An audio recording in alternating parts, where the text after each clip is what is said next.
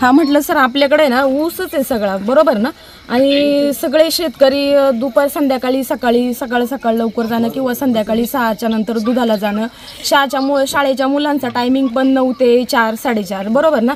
तर याच्यामध्ये म्हणजे नाही का मुलं शाळेत जातात किंवा गवळी जातात यांच्यावरती पण वाघाचा हल्ला होण्याची भीती आहे. आणि आज मी स्वतः ऑफिसवरून 6 वाजता येत असताना मला वाघ दिसला, माझ्या पाठीमागे वाघ लागलेला. एक 5-6 वर्षाचा मुलगा आहे, तो घराच्या ओट्यावरती खेळत होता, तर त्याने स्वतः एक वाघ आणि 2 पिल्लं बघितलीत. त्याच्यानंतर माझा चुलत भाऊ आहे, त्याच्यावरती परवा हल्ला झालाय. तसंच ते वन अधिकाऱ्यांना सांगितलं, बऱ्याचशा आता घटना घडल्या ते, आणि इकडे वन अधिकारी एक पण यायला तयार नाहीये. तर कसं करायचं सर बघा आता, आणि सगळे लोक आक्रोश आणि नाही का सगळे रागातच आहेत. तर बघा काय करायचं. 100% आपल्याला सगळ्यांना कल्पना आहे, त्यासाठीच आपण आक्रोश मोर्चा काढला. त्यामध्ये महत्वाचा हा मुद्दा घेतला होता. मी वन अधिकाऱ्यांशी पुन्हा बोलतो. हो, इकडे काही बघायलाच तयार नाही कुणी. सर लवकरात लवकर तुम्ही काहीतरी करा. काही गोष्टी आपणही लक्षात घेतल्या पाहिजे. शक्यतो बिबट्याचा हल्ला हा 3.5 फुटापेक्षा खाली जे ऑब्जेक्ट असतं त्याच्यावर होतो. अहो सर, पण आता जर 4-5 वर्षाचा हो बोला. मी तुम्हाला सांगतो, त्यामुळं जोपर्यंत हा बिबट्या जेरबंद होत नाही तोपर्यंत आपल्याला मुलांची काळजी ही प्रिसाइजली घ्यावी लागेल. त्याचबरोबरीनं वाकून काम करणं जिथे जिथे होतं शेतात वगैरे त्याची काळजी घ्यावी लागेल. मी अधिकाऱ्यांना सांगतो तातडीनं. तरी पिंजरा लावलाय का? किती पिंजरे लावले? अहो एकच पिंजरा लावलाय, तो आम्ही स्वतः लावलाय. वन अधिकारी यायला बघायला तयार नाही. आम्ही गाडी भाडं बकरू सुद्धा आम्ही ठेवले म्हणा, बकरू सुद्धा त्याच्यात आम्ही स्वतः ठेवलंय आमचं. मी लगेच अधिकाऱ्यांशी बोलतो, त्यांना तातडीनं हे ऍक्शन घ्यायला सांगतो. हो चालतं. मी पाहतो, आपण काळजी घ्या. नमस्कार कोले साहेब, नमस्ते. कैलास जाधव बोलतोय. मगाशी 6च्या दरम्यान मी मोटरसायकलवर येत होतो. ते काय 200 फुटावरून तो बिबट्या एवढा धाड धाड धाड धाड धाड गाडीच्या पाठीमागे लागला. माझ्याकडे एक 1.5 वर्षाची माझी नात होती टाकीवर बसलेली. साहेब मला पळता येईना का काय होता येईना म्हणून मी गाडी जागेवर थांबवली आणि तो ते 1.5 फुटावरून उडी मारणार तेवढ्यात मी त्याला हाड म्हटलं, तेव्हा तो उसात घुसलाय.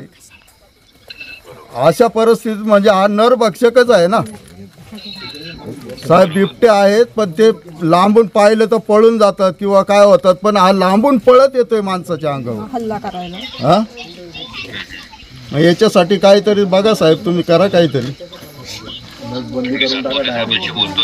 हा, अहो त्या लोकांना फोन केलं तर साहेब ते काही उडीची उत्तर देतात. ते म्हणतात मी आज नाही येते, उद्या बघू, असं करू तसं करू. म्हणजे हे काय ते पाठीमागे आळ्याला घटना झाली तशी झाल्यावर मग सगळे इथे हजर होणार का? तुम्ही म्हणता साहेब तो 3 फुटाच्या याच्यावर नाही. आमच्याकडे मुलं 3-3 फुटाची शाळेत जातात. हा, मग त्यांचं काय करायचं तुम्ही सांगा बरं. त्यासाठीच आपण ज्या सातत्याने मागण्या करतोय ना. अहो पण मग बघा ना, त्यांचा काहीतरी बंदोबस्त करा. ते 1, 2 किंवा 3 असे नाहीये, हे कुत्र्यासारखे जमा झालेले आहेत इथे. मळ्यात एक कुत्रे नाही राहते. 5-50 बिबटे इथे आमच्या मळ्यामध्ये. एकूण जुन्नर फॉरेस्ट एरियामध्ये 400 बिबटे म्हणून आपण आवाज उठवतोय जाधव साहेब सारखा. अहो पण साहेब आमचा मळा आहे ना आउट साईडला आहे आणि एकदम भयानक परिस्थिती आहे साहेब इथं. नाही, मी काल ऋषीला म्हटलं की त्यांना सांग की तुम्ही आहे ना इथे वनरक्षक आहे ना, आपल्या मळ्यात असे रोडला लाईनला उभे करायला सांग म्हणा, तुम्हाला जर वाघ पाहिजे असतील तर. काय आपले काय आहे की नाही म्हणावं. हा सर, थँक्यू. थँक्यू. हा सर, थँक्यू सर. यामध्ये ऐका ना. हा सर, माझी आपल्याला विनंती आहे, याबरोबर आपण ऍक्शन घ्यायला लगेच सांगू. हो सर. पण त्याचबरोबर फॉरेस्ट डिपार्टमेंटची क्लिप आहे. हो सर. काय काळजी घेतली पाहिजे जनजागृतीची. हो सर. ती सुद्धा आपल्या माध्यमातून स्प्रेड करा. हो सर. सातपुतेशी लगेच बोलतो. हो सर.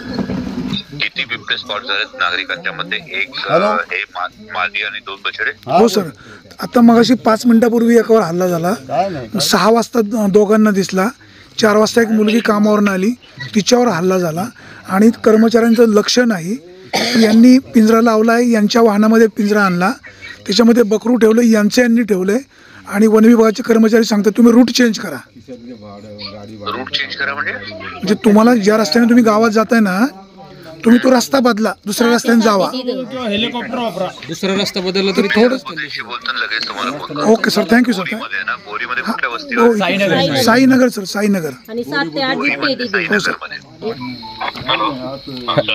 नमस्ते. पुरीमध्ये साईनगरमध्ये बिबट्या आणि काही बछडे स्पॉट झालेले आहेत.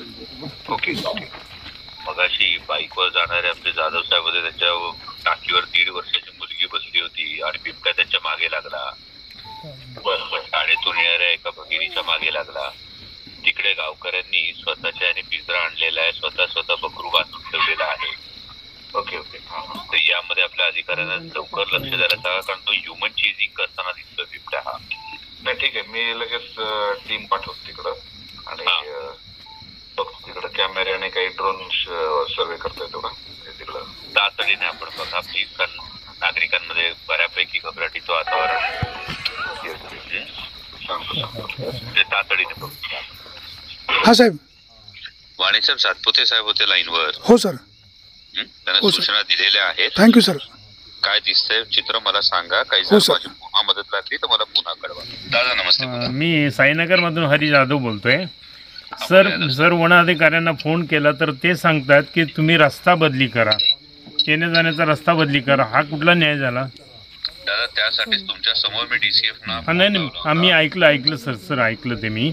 पण मला तुम्हाला असा प्रश्न आहे की तुम्ही त्यांना जरा विचारा ना, तुम्ही असा कसा सवाल करू शकता की तुम्ही रस्ता बदली करा म्हणजे? हे काय त्यांचं बोलणं झालं का? मी बोलतो त्यांच्याशी. Okay thank you sir.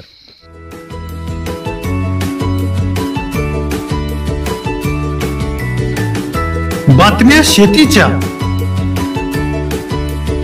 बातम्या मातीच्या, बातम्या अन्यायाच्या, गुन्हेगारीच्या,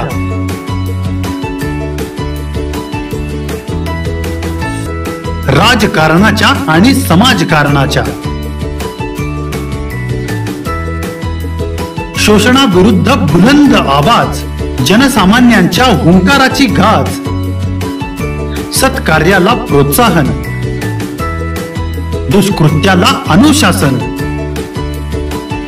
निर्भीड, निस्पृह, सडेतोड, बेधडक आणि रोखटोक म्हणजेच विघ्नहर टाइम्स. शोध बातमीचा, ध्यास सत्याचा.